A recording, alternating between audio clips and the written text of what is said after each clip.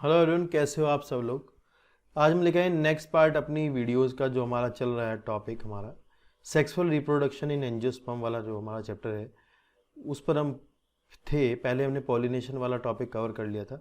आज हम जो है पॉलन पिस्टिल इंटरेक्शन और आर्टिफिशियल हाइब्रिडाइजेशन और डबल फर्टिलाइजेशन पढ़ेंगे। तो करते हैं वीडियो को शुरू। पहले की जो इसकी वीडियो है इस चैप्टर की, वो आप देखने के लिए डिस्क्रिप्शन में प्लेलिस्ट का लिंक दिया हुआ है, वहाँ पर जा सकते हैं और आपको जो है वहाँ पर लिंक मिल जाएगा। एनसीईआरटी की रीडिंग करने के लिए वहाँ पर आपको लिंक मिल जाएगा। वहाँ पर आप इस चैप्टर की एनसीईआरटी पढ़ सकते हैं मेरे साथ, जहाँ मैं आपको एक एक पॉइंट क्लियर करता हुआ चलूँगा। ठीक है, तो करते हैं शुरू वीडियो को। ये हमारा आज का topic, that is the pollen pistil interaction.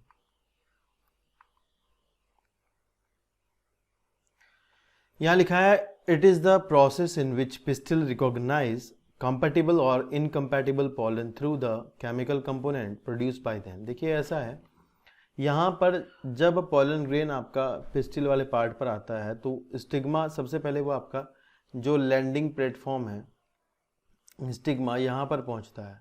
यहाँ पर आने के बाद ये देखा जाता है कि जो pollen है वो compatible है नहीं है, मतलब वो उसी प्लांट का या उसी स्पीसीज का है या उसी स्पीसीज का नहीं है या फिर किसी और स्पीसीज का है। और उसी के रिस्पेक्ट में यहाँ पर ये बताया जाता है, ये होता है प्रोसेस कि भाई वो उसको रिकॉग्नाइज करे पिस्टिल और वो पॉलन ट्यूब बनना शुरू हो जाए। इसमें एक बात है, अगर आपका सेल्फ इनकम्पैटिबिलिटी है, अगर मान लो वो खुद के पॉलन ग्रेन से पॉलिनेट नहीं होता है तो फिर वो पॉलन ग्रेन जर्मिनेट नहीं करेगा। वो एक अलग तरह का जेनेटिक मैकेनिज्म है जो आपको पता होगा, पहले की वीडियो में देखा होगा। तो यहाँ पर एक बात का ध्यान रखना, पॉलन ग्रेन और पिस्टिल और दोनों का आपसी सहमति है होती है, ये कि आपसी इंटरेक्शन होता है कि दोनों के सरफेस प्रोटीन्स का समझ लीजिए इंटरेक्शन होता है कि वो उसको रिकॉग्नाइज करता है कि ये हमारा ही पॉलन है और इसकी पॉलन ट्यूब को बनने दिया जाए। ठीक है, तो यहाँ पर लिखा है कि if the pollen is compatible, अगर आपका पॉलन जो है वो कंपैटिबल होगा या राइट टाइप का होगा, the pistil accept it and promote post pollination event. Pollen grain germinates on the stigma to produce a pollen tube through one of the germ pore। देखिए ऐसे लिखा है, one of the germ pore लिखा है, तो आपको पता है कि भाई आपका जो pollen grain होता है डाइकोट में, मैं बता रहा हूँ डाइकोट में आपका उस पर तीन तीन जर्म पोर तक हो सकते हैं। जर्म पोर आपको पता है क्या होता है, जहां पर आपका स्पोरोपोलिनिन नहीं होता, ये पार्ट जिस पर आपका स्पोरोपोलिनिन प्रेजेंट नहीं होता, ये एक अपैरेटस होता है, मान लीजिए पोर होता है जो कि एक्साइन में होता है, इंटाइन में नहीं होता। एक्साइन में एक पोर होता है जहां पर स्पोरोपोलिनिन प्रेजेंट नहीं होता, वहां से आपकी इंटाइन जो होती है वो ग्रोथ करती हुई आती है। ध्यान रखना, पोलन ट्यूब एक एक्सटेंशन है जिसमें कि इंटाइन की ग्रोथ होती है, एक्साइन की ग्रोथ नहीं होती। इंटाइन डिफ्रेंशिएट होती है, इस डिफ्रेंशिएशन में पोलन ट्यूब की ग्रोथ में बोरोन का बहुत बड़ा रोल होता है, बोरोन की रिक्वायरमेंट होती है। और ये जो पोलन ट्यूब होती है ये आपकी कुछ एंजाइम रिलीज करती है जो कि आपके टिश्यू को, जो आपकी स्टाइल के अंदर का जो टिश्यू है उसको तोड़ते हुए आगे आते हैं। ये बात ध्यान रखना, पोलन ट्यूब आपकी आगे आ रही होती है और ये आपकी यहाँ पर इस डायग्राम में तो दिख रहा है कि नीचे माइक्रोपाइल से जा रही है, इस पर अभी हम बात करेंगे। यहाँ लिखा है कि the pollen tube through one the जंप पोर, एक जंप पोर से पोलन ट्यूब बाहर आ जाती है। and the content of pollen grain move into the pollen tube. Pollen tube grows through the tissue of the stigma and the style and reach the ovary। ठीक है जी, वो होते हुए अंदर पहुंच जाएगी। If the pollen is incompatible, अगर आपका पोलन इनकम्पैटिबल होगा, रॉन्ग टाइप का होगा, तो पिस्टिल जो है वो रिजेक्ट कर देगा पोलन को। ध्यान रखना, रिजेक्शन भी पिस्टिल करता है, एक्सेप्टेंस भी पिस्टिल करता है, और ये इन दोनों के बीच का कॉन्टिन्यूस डायलॉग होता है, आपसी सहमति होती है कि जर्मिनेट करेगा या नहीं करेगा। by preventing pollen germination on the stigma or the pollen tube growth in the style। ठीक है जी, pollen tube की ग्रोथ नहीं होने देता। तो यहाँ पर आप ध्यान रखना, जब ये pollen tube आपकी आ रही होती है, अंदर आ रही होती है, तो इसमें एक बात होती है कि ये मान लीजिए आपका ओव्यूल है कोई, ठीक है जी, एक एनाट्रोपस ओव्यूल हम बनाते हैं हमेशा यहाँ पर, क्योंकि आपकी बुक जो है उसमें एनाट्रोपस ही दिया होता है। तो अगर मान लीजिए आपकी pollen tube यहाँ से घुसती है इधर से, यानी कि माइक्रोपाइल से घुसती है, तब हम इस केस को बोलते हैं पोरोगैमी। ठीक है जी, अगर आपकी पोलन ट्यूब जो है चलेजा से आती है, ऊपर से, सॉरी बेस है चलेजा, तो आपको ध्यान रखना है कि ये चलेजोगैमी है। अगर आपकी पोलन ट्यूब इधर से आती है, इसको इंटेगुमेंट को तोड़ती हुई, तो ये आपका मीजोगैमी होता है, या फिर फ्यूनिकल को भी तोड़ती हुई। ध्यान रखना, तीन तरह से आ सकती है। ज़्यादातर के प्लांट में आपकी पोरोगैमी होती है, पोलन ट्यूब आपकी यहाँ से आती होती है। उसमें भी आपको पता होगा यहाँ पर आपका एम्ब्रियो सैक है और एम्ब्रियो सैक के अंदर यहाँ आपकी सिनर्जिड होती है। तो सिनर्जिड के आगे एक अपैरेटस है, आपको पता है, जिसको हम फिलीफॉर्म अपैरेटस कहते हैं। फिलीफॉर्म अपैरेटस सिनर्जिड वाला जो होता है वो एक एक्सटेंशन है आपका सिनर्जिड का, जो कि ये बताता है कि भाई पोलन ट्यूब को यहाँ से घुसना है अंदर। तो एक पोलन ट्यूब जो होती है वो आपकी सिनर्जिड को तोड़ते हुए अंदर जाती है, इस बात को आप ध्यान रखोगे। सिनर्जिड को तोड़कर अंदर पहुंचती है। सिनर्जिड का एक्सटेंशन होता है filiform apparatus, that will guide the entry of the pollen tube into the embryo sac. ठीक है ना। चलिए आगे देखते हैं। यहां दिखा है कि if the pollen is incompatible wrong type, the pistil reject pollen by preventing the pollen germination on the stigma or the pollen tube growth in the style. In some plant pollen grain are shared at the two cell condition. देखिए जी ऐसा है, कुछ plant में ऐसा होता है कि pollen grain 60% plant में ऐसा होता है कि पोलन ग्रेन जो है वो जब एंथर से निकलते हैं तो वो 2 सेल स्टेज में होते हैं। सवाल आपसे पूछा जाता है कि वो 2 सेल कौन सी होती हैं जिनमें पोलन ग्रेन पाया जाता है। तो वेजिटेटिव सेल और जनरेटिव सेल, इस स्टेज में आपका पोलन ग्रेन होता है। 2 सेल स्टेज की जब बात होती है तब in such plant the generative cell divide and form the 2 male gamete during the growth of the pollen tube in the stigma. तो कुछ प्लांट में ऐसा होता है कि वो जेनेटिव सेल जो होती है वो डिवाइड करके 2 मेल गैमेट बना लेती है और तब हम उसको 3 सेल्ड स्टेज कहते हैं। वहां पर प्लांट में पोलन ग्रेन जब बाहर निकलते हैं तो वो 3 सेल स्टेज में निकलते होते हैं। 2 केस है, दोनों को ध्यान रखना। अगर ये आपका पोलन ग्रेन है, इसमें एक बड़ी सेल होती है, इसका इर्रेगुलर न्यूक्लियस होता है, ये बातें गलती ना हो, इर्रेगुलर न्यूक्लियस होता है और ये जनरेटिव सेल होती है। तो यार ध्यान रखना कि जब ये बाहर निकलता है 2 सेल्ड स्टेज में तो बाहर वाली सेल होती है वेजिटेटिव सेल, या फिर आप इसको बोलते हो ट्यूब सेल, और जो अंदर वाली होती है वो जनरेटिव सेल होती है।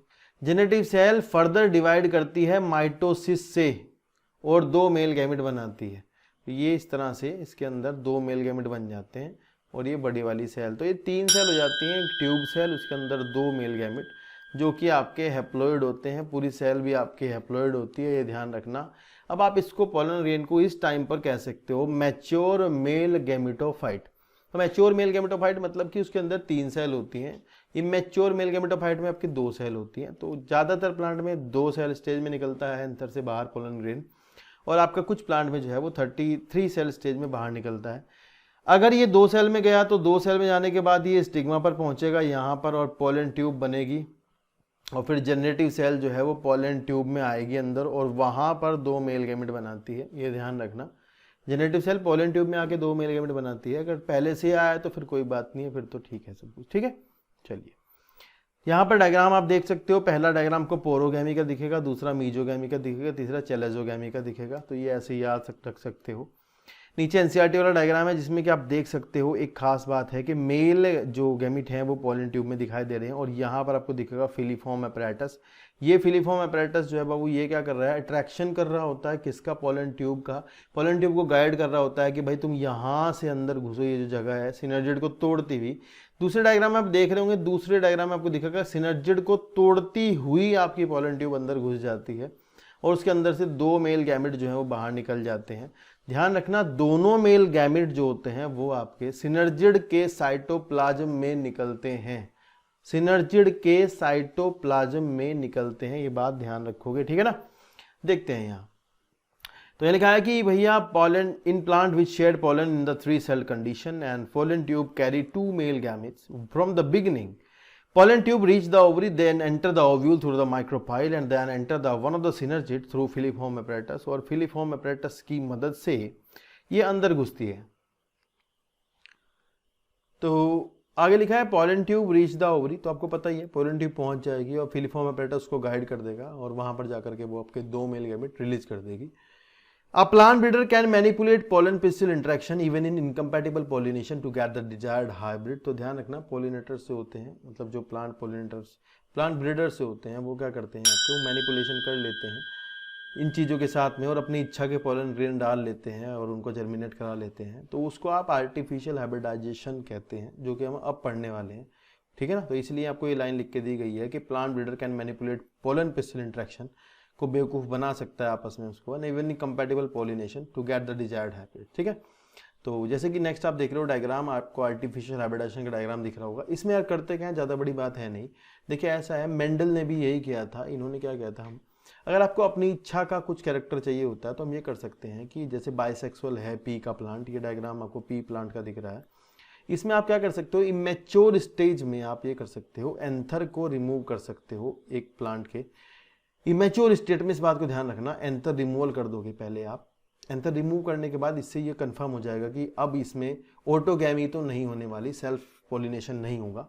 और आप एंथर रिमूव करने के बाद इसकी कैपिंग कर देते हो, कैपिंग कर रहा हूँ उसको जो है बैगिंग कर देते हो, उसके ऊपर बैग लगा देते हो एक बटर पेपर का। और जब आपका फीमेल पार्ट जो फ्लावर है उसका मैच्योर हो जाता है, तब आप अपनी इच्छा का पॉलन ग्रेन ले करके उस पर डाल सकते हो, पॉलिनेशन करा सकते हो आर्टिफिशियली। उसके बाद वापस रीबैगिंग कर देते हैं जब तक कि वो मैच्योर ना हो जाए। तो इसमें से मेन जो सवाल आता है वो ये आता है, इमैस्कुलेशन क्या होता है। तो आपको पता होना चाहिए कि इमैस्कुलेशन जो होता है वो आपका एक बाइसेक्सुअल फ्लावर के इमेच्योर स्टेट में एंथर के रिमूवल को हम इमैस्कुलेशन कहते हैं, जो जरूरी है आर्टिफिशियल हैबिटेशन के लिए। मेन जो बात है वो यही है कि आप पहले एक बाइसेक्सुअल फ्लावर अगर है तो उसमें इमैस्कुलेशन करें। अगर आपका फ्लावर यूनिसेक्सुअल है तो नो नीड ऑफ इमैस्कुलेशन, वहां पर जरूरत नहीं होती। ठीक है ना। तो यहाँ थ्योरी एक बार देख लेते हैं क्या है। लिखा है कि it is a crop improvement programme and it which desired pollen grain are used for pollination. This is achieved by the following technique. तो पहले सबसे आप इमेस्कुलेशन कर सकते हो। लिखा है कि रिमूवल ऑफ एंथर, यही सवाल पेपर में आता है, इंपॉर्टेंट है बहुत ज्यादा। Removal of anther from the bisexual floral flower bud of female parent before the anther dehisces, जब एंथर फटता है उसके खुलने से पहले काट दो। फिर उसके बाद बैगिंग कर दो। Here emasculated flower covered with a suitable bag that is made up of butter paper. ये सवाल पूछ सकते हैं किसका बना होगा। To prevent contamination of stigma with unwanted pollen. When this stigma attain receptivity, mature pollen grain collected from anther of the male parent are dusted on the stigma. तो जब आपको चाहिए होता है, मतलब जब मेच्योरिटी आ जाए, तो आप अपनी इच्छा का pollen grain लो और जाकर के उसके ऊपर डाल दो और फिर वापस से रीबैगिंग कर दो। क्योंकि यार ऐसा है, अगर खुला छोड़ दोगे तो पता नहीं किसी और का ना आ जाए, तो उसको ढकने, मतलब उसको बचा के रखने के लिए वापस रीबैग करना होता है। For unisexual flower there is no need for emasculation, उनके लिए आपकी इमैस्कुलेशन नहीं चाहिए क्योंकि वो तो यूनिसेक्सुअल होते हैं। Female flower bud are bag before the flowers open when the stigma become receptive, pollination is carried out using the desired pollen and the flower rebag, तो वापस से उसको रीबैग कर देते हैं। तो ये यूनिसेक्सुअल में तो ज़्यादा टिपिकल बात है नहीं, लो आपका बाइसेक्सुअल है वहाँ इमैस्कुलेशन करना होता है। बस ये इसको कई बार आपको लाइन से लगाने को पूछ लेंगे किसके बाद कौन सा स्टेप होता है, इसके अलावा सवाल नहीं पूछते। ठीक है, नेक्स्ट है ये आपका डबल फर्टिलाइजेशन, जो मेन इवेंट है एंजियोस्पर्म्स का, ये हम देखते हैं। मेन इवेंट है एंजियोस्पर्म का, इस बात का जरूर ध्यान रखना। एक साइंटिस्ट थे आपके, उनका नाम था नवाशीन। ठीक है, तो नवाशीन ने एक प्लांट है लिलियम एंड फ्रीटिलेरिया, इनमें आपका नवाशीन ने डबल फर्टिलाइजेशन को ढूंढा था। नवाशीन ने लिलियम एंड फ्रिटिलेरिया में डबल फर्टिलाइजेशन को ढूंढा था। और ये एंजियोस्पर्म में खास बात है इसकी, एंजियोस्पर्म की, बाकी जगह नहीं होता। और इसको आप समझ लीजिए होता क्या एक्चुअली में होता ये है। देखिए यहाँ पर आप देख सकते हो, मान लीजिए ये आपका एम्ब्रियो सैक है, ओव्यूल के अंदर होता है।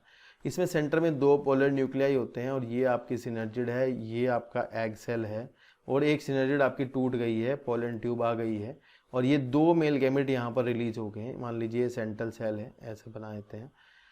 तो बाबू ऐसा होता है जब आपका ये मेल गैमेट जो है, जब ये एक मेल गैमेट को तो सेंट्रल के साथ फ्यूज करना होता है, एक मेल गैमेट को आपका एग के साथ फ्यूज करना होता है। सेंटर में आपका एग है, ये इसके साथ फ्यूज करना होता है। तो उसी से पहले ही आपके जो सेंटर पे 2 पोलर न्यूक्लियाई होते हैं, ये दोनों आपस में जुड़ जाते हैं और एक डिप्लॉयड सेकेंडरी न्यूक्लियस बना लेते हैं। ये आपको ध्यान रखना होगा, जरूर बात यही है इंपॉर्टेंट, कि पोलर न्यूक्लियाई जो होंगे आपस में जुड़ करके डिप्लॉयड सेकेंडरी न्यूक्लियस बना लेते हैं। इंपॉर्टेंट है ये बहुत ज़्यादा। और जो आपका 2 मेल गैमेट आई हैं, उनमें से एक मेल गैमेट आपका इस सेंटर वाली सेल के साथ फ्यूज करेगा, दूसरा मेल गैमेट होगा जो एग के साथ फ्यूज करेगा। एग के साथ देखिए ध्यान रखना, एग प्लस मेल गैमेट, ये आपका कहलाता है दोनों का सिनगैमी। क्या कहलाता है? सिनगैमी। और इससे जो प्रोडक्ट बनती है वो होता है जाइगोट। और एक आपका होता है सेकेंडरी न्यूक्लियस, और secondary nucleus plus male gamete. ये 2n तो ये हैं और हैप्लोइड ये हैं, दोनों मिलके 3n हो जाते हैं। तो इसको कहते हैं बाबू ट्रिपल फ्यूजन। क्या कहते हैं? Triple fusion. तो ट्रिपल फ्यूजन और सिनगैमी दो इवेंट हैं, इसी को आप डबल फर्टिलाइजेशन कहते हो। इन दोनों के फ्यूजन से नीचे जो ट्रिप्लॉइड बनता है वो आपका प्राइमरी एंडोस्पर्मिक न्यूक्लियस होता है। तो प्राइमरी एंडोस्पर्मिक न्यूक्लियस जो आपका है ये आपका ट्रिप्लॉइड होता है। फर्दर ये सेंट्रल सेल में होता है। सेंट्रल सेल को आप प्राइमरी एंडोस्पर्मिक सेल कहेंगे, पैक इसको बोलते हैं। तो फर्दर फिर पैक जो है वो डिवाइड करके एंडोस्पर्म बनाएगी, जाइगोट डिवाइड करके जो कि डिप्लॉइड है आपका, वो आपका अब आगे चल के एम्ब्रियो बनाएगा। ठीक है ना। तो ये बस छोटा सा इवेंट है, बड़ी बात नहीं है। यहां पर आप देख सकते हो लिखा है कि after entering one of the synergid the pollen tube release the two male gamete into the cytoplasm of the synergid. One male gamete moved toward the egg cell and fused with its nucleus, and this formed the zygote, a diploid cell. The other male gamete moved toward the two polar nuclei located in the central cell and fused with them to produce a triploid primary endospermic nucleus. PAN बनता है जो कि triploid होता है।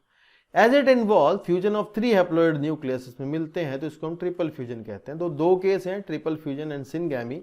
तो दोनों में आप ध्यान रखना है, दोनों को मिलाकर के डबल फर्टिलाइजेशन बोल सकते हो।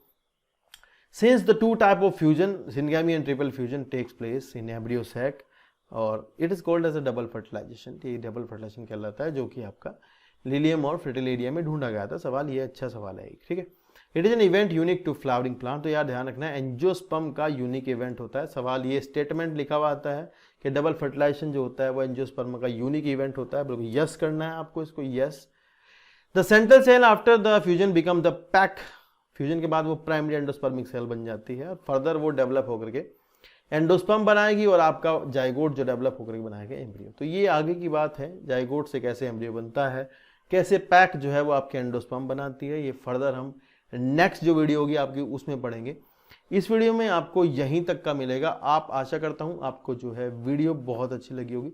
नहीं लगी होगी तो भी कोई बात नहीं है, नहीं लगी होगी तो आप ध्यान से पढ़ना चीज़ों को, एक एक पॉइंट आपको क्लियर होना चाहिए, मतलब कॉन्सेप्चुअल क्लैरिटी आपकी होनी चाहिए। बाकी अगर आपको कुछ भी पूछना हो तो कमेंट करके पूछ सकते हैं।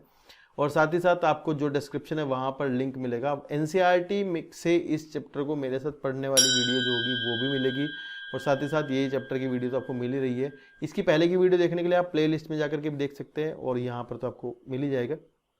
और बाकी ये है कि इसकी चैप्टर की जो PDF होगी वो आपको मेरे टेलीग्राम चैनल के लिंक पर मिल जाएगी। जब चैप्टर खत्म होगा वहाँ पर आपकी PDF आ जाएगी। तो मिलते हैं नेक्स्ट वीडियो में। आज के लिए इतना ही, थोड़ा शेयर कर देना। Thank you so much, take care.